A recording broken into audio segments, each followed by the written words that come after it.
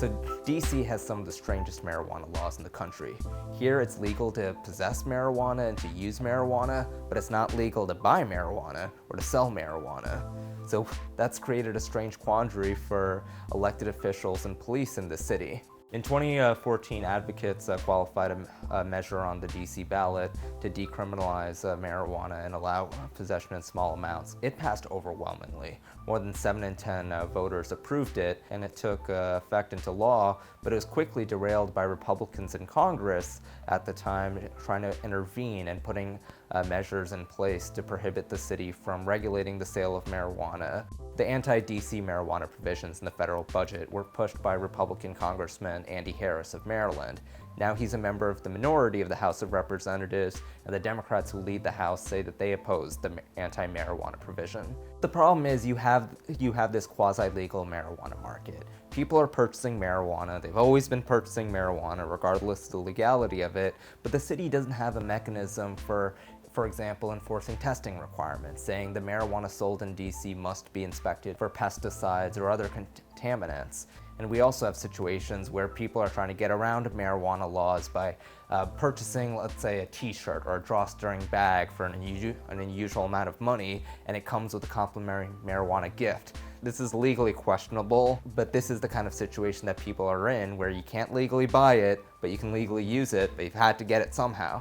So in late April, Mayor Muriel Bowser of DC introduced her own legislation that would regulate the sale of marijuana. This would allow the existing medical marijuana companies in DC to have the first bite at growing marijuana and selling marijuana for recreational purposes. We must act now to show that we are serious and that we are certain and that we have devised a regime that supports activity already happening here in the District of Columbia, but does it in a responsible way.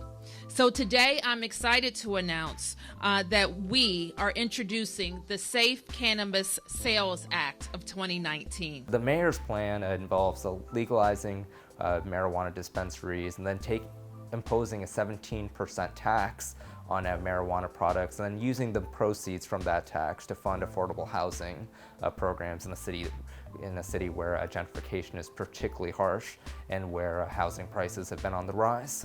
Even though possession of marijuana is legal, people are still being arrested and cited with marijuana-related charges in the city. So we still have significant racial disparities in citations for public consumption of marijuana or possession with the intent to distribute, which hasn't been decriminalized in the city.